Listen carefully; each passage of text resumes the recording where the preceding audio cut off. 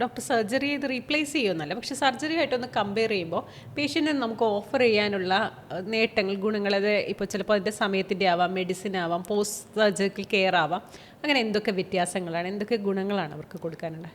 നമുക്ക് intervention radiology വരുമ്പോൾ ഒരു പിൻ പോയിന്റ് പ്രൊസീജിയർ പറഞ്ഞാൽ മതി. പിൻ പോയിന്റ് നമ്മൾ ഈ എവിടെ ട്രീറ്റ്മെൻറ്റ് കൊടുക്കുന്ന ആ ഭാഗത്താണ് ട്രീറ്റ്മെൻറ്റ് കൊടുക്കുന്നത്. അപ്പോൾ സൈഡ് എഫക്ട്സ് ഭയങ്കര കുറവാണ്, എഫിക്കസി ഭയങ്കര കൂടുതലാണ്, പേഷ്യൻറ്റ് സ്റ്റേ, ഹോസ്പിറ്റൽ സ്റ്റേ ഭയങ്കര കുറവായിരിക്കും. ഞാൻ പറഞ്ഞില്ല, ചില പേഷ്യൻസ് നോക്കി നമുക്ക് ഡേ കെയർ പ്രൊസീജിയറായിട്ട് തീർക്കാവുന്നതേ ഉള്ളൂ. വെരിക്കോസീലും വെരിക്കോസ് വെയിന്, യൂട്രൈൻ ഫൈബ്രോയിഡൊക്കെ നെക്സ്റ്റ് ഡേ ഡിസ്ചാർജ് ചെയ്യാവുന്ന പ്രൊസീജിയേഴ്സ്. അതേപോലെ നമുക്ക് ഈ പേഷ്യൻ്റ് ജനറൽ അനസ്തീഷ്യ ആവശ്യമില്ല, വലിയ കാര്യം. അനസ്തീഷ്യ ആവശ്യം ലോക്കൽ അനസ്തീഷ്യയിലാണ് ചെയ്യുന്നത്. കാരണം തൊടയിൽ ഒരു ചെറിയ ഇത് കത്തീറ്റർ ഇട്ടിട്ടാണ് നമ്മൾ ബാക്കി എല്ലാ ഏത് രക്തക്കുഴലിലേക്ക് പോകുന്നത്. അപ്പോൾ ആ ഭാഗത്ത് ജനറൽ അനസ്തീഷ്യ ആവശ്യം. പിന്നെ ഹോസ്പിറ്റൽ സ്റ്റേ ഭയങ്കര കുറവായിരിക്കും, പെയിൻ കാണാൻ ഭയങ്കര സ്കാർ പെയിൻ. അതുപോലെ ഇപ്പോൾ തൈറോയിഡൊക്കെ നമ്മൾ ഈ RFA മൈക്രോവേവ് അബ്ലേഷൻ ഓഫർ ചെയ്യാറുണ്ട്. അങ്ങനത്തെ പേഷ്യൻസ് ചിലപ്പോൾ ഇപ്പോൾ തുടങ്ങിയിട്ടുണ്ട്. അതായത് ഈ സർജറി താല്പര്യമില്ലാത്തവർക്ക്, സ്കാറൊക്കെ വരാൻ പേടിയുള്ളവർക്ക്, അപ്പോൾ ജസ്റ്റ് ഒരു പിൻ പോയിന്റ് നീഡിൽ വെച്ച് നമ്മൾ ആ ഭാഗത്ത് മുഴ കരിച്ച് കളയുക, കോസ്മെറ്റിക് ട്രീറ്റ്മെൻറ്റ് വേണ്ടി. ക്യാൻസർ അല്ല, ജസ്റ്റ് ബിനൈൻ നോഡ്യൂസ്, പ്രശ്നമില്ലാത്ത മുഴകളെന്ന് വേണമെങ്കിൽ നമുക്ക് കരിച്ച് കളയാം. ക്യാൻസർ എന്തായാലും സർജറി തന്നെയാണ് ബെറ്റർ ഓപ്ഷൻ.